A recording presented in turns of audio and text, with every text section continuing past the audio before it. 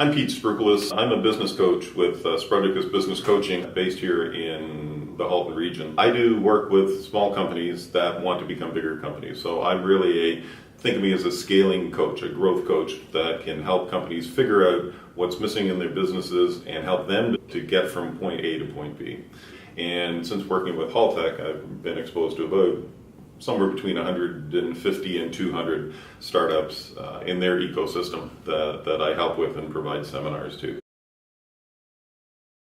They hit everything from a lack of desire to actually kind of really do what's required for their companies to be successful, to actually not having done their homework.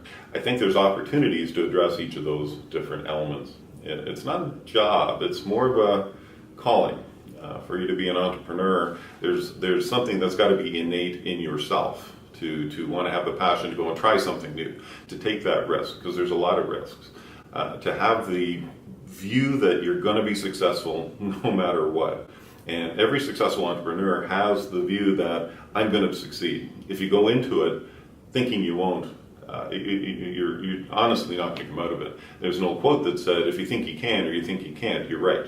If you believe you can do it, you have a shot to do it. If you don't believe you can do it, you're really not going to be able to harness the internal fortitude you're going to need to actually make that happen.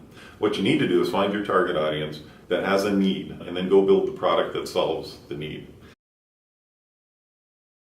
I do two things. One is I referee football, so I allow people to yell at me for making different calls when their kids play sports. The other thing I do is I volunteer at Haltech, the Regional Innovation Center here in Halton region, works out of TechPlace, and I'm a volunteer mentor. I don't get paid at all, but I work with companies to help them develop their marketing plans and programs and actually help them determine what their value propositions are. I'm one of those people that asks those hard questions that they really need to be able to answer, but I do it to help them develop.